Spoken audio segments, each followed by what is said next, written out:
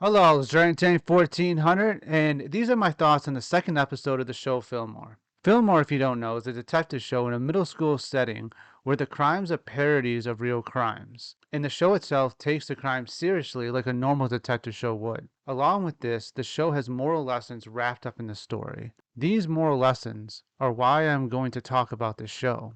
Note that if you want to view the episode, a link of it can be found in the description. Okay, now on to the brief summary of the episode. After the students complete a difficult aptitude test, the tests are stolen. Fillmore and Ingrid try to figure out who the thief is, but during this, Ingrid almost lets the cheater go because she does not like what the test is doing to her fellow students and disagrees with the concept of an aptitude test. Ingrid then learns that other students don't like that the test was stolen, as they worked very hard on the test, and it means a lot to them. Seeing this, Ingrid pieces together the final piece of the puzzle that Fillmore is missing, and the two capture the thief. Now on to the characters. This episode really focuses on Ingrid, as she finds herself in a moral dilemma with the stolen test. On one hand, she dislikes the aptitude test, but on the other, stealing the test is wrong. When she learns about the students that care about the test, she comes around. Now, I will say they could have done a better job displaying the other side of the argument of the reasons for having the aptitude test.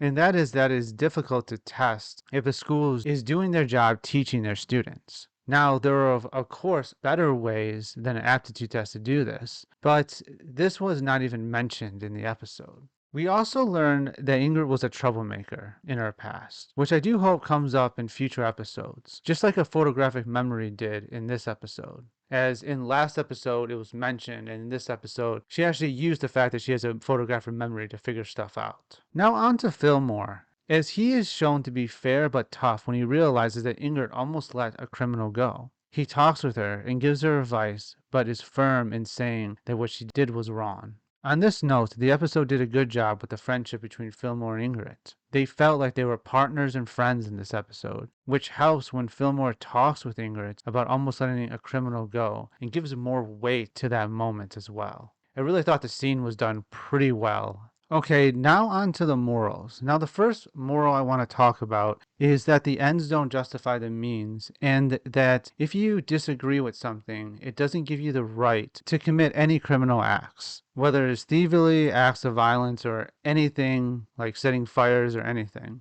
And this really hits home right now. I won't really discuss the political divide in the United States right now, but basically, one side largely is actually committing acts of violence and doing criminal acts just because they disagree with something that's going on. And this episode actually shows that there are other ways that are lawful and peaceful instead of what's been happening on, which has been very violent. So this episode does hit home in that regards of what's currently going on. And like I said, there's a lawful way to do it to get your message across, and there's an unlawful way. And back to like the ends don't justify the means. When Ingrid was going to like let a criminal go, she was doing it in order to as like a statement against the aptitude test, right? And just because this may be a good thing, it doesn't justify you doing something wrong ever. Now, this isn't always the case. Sometimes, like I said, there are two sides to the story for the aptitude test, and there are two sides to the story in everyday life. And generally, there's somewhere in between that's actually correct. Not always, but there's definitely like two sides of the story kind of thing. And you do have to hear both sides, both arguments, before you get your decision. Now, one argument may be stupid and crazy.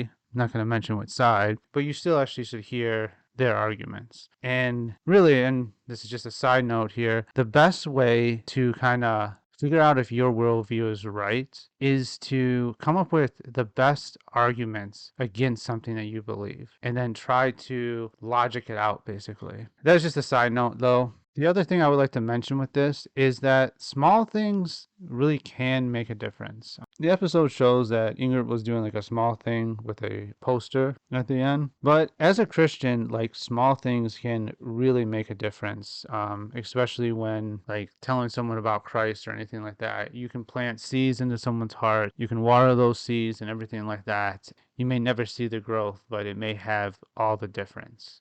And that is important because, like I said, even small things about the way we interact with people and everything, the way we like kind of show our testimony to others, if you will. Just again, this is from a Christian standpoint. It can make all the difference in someone's life. God can use that in miraculous ways that we will even never imagine was possible. So small things can actually make big changes. Now, the last bit of more I want to talk about is about confronting a friend. In this episode, Fillmore confronts Ingrid about almost letting a criminal go. And I think this is very important, as in life there are many people who they have friends and everything, and a friend could be destroying their life. Say they're an alcoholic or whatever, and by giving them a beer or whatever, or by taking your friend to a bar, you are making it easier for them to destroy their life. You're not helping them. You're not actually being a good friend. A good friend would sit them down and tell them not to drink and tell them that, sorry, I'm not going to go to the bar with you anymore because I think you're ruining your life, kind of thing. And just kind of being honest. The friend may not take it good. It may ruin friendships or anything like that. But this is important. And I will state that you should not do this with strangers, but you should do this with like close friend and family members. Another example is just if a friend's overweight, you don't go and give them a piece of cake or something like that, because being overweight have all these health issues with them, and you're going to be hurting them, like basically giving them more sweets so they become fatter and stuff like that. There is like a notion to be kind. You don't want to do it like in a mean way. And by the way, this is why I say it should be friends and family. You should never do this with strangers or even acquaintances or something like that. It should be like, close friends and family. You care about the person. You see that they're destroying their life and you try to let them know. Now, you don't force them to do it or anything like that. You don't, make fun of them or anything like that. But you just simply tell them as kindly as you can that I think you're on the wrong path, and that you should correct this path for these reasons, for health reasons, or for whatever reasons there may be. Now, you may be wrong, so maybe you should reflect first on yourself and everything. One thing people note, and non-Christians note this, Jesus said not to judge. That's just not true. Jesus said basically not be a hypocrite when you judge. He said you got to first remove the plank from your eye so that you can remove the speck from your brother's eye. I think this is important. Helping others, improving others is actually beneficial for them, and it's beneficial for you. And there's a lot of people out there that enable others. It's easy and everything, and it avoids conflict and stuff like that. I'm not saying like anything's perfect and that you should force people to do the same things you do, but if something's really going down and is like ruining someone's life, like they're massively overweight or they're an alcoholic or they smoke cigarettes or whatever, kindly tell them the reasons that they should change kind of their lifestyle. Anyway, thanks for watching. Hope you guys enjoyed the video. See you in the next one. Bye.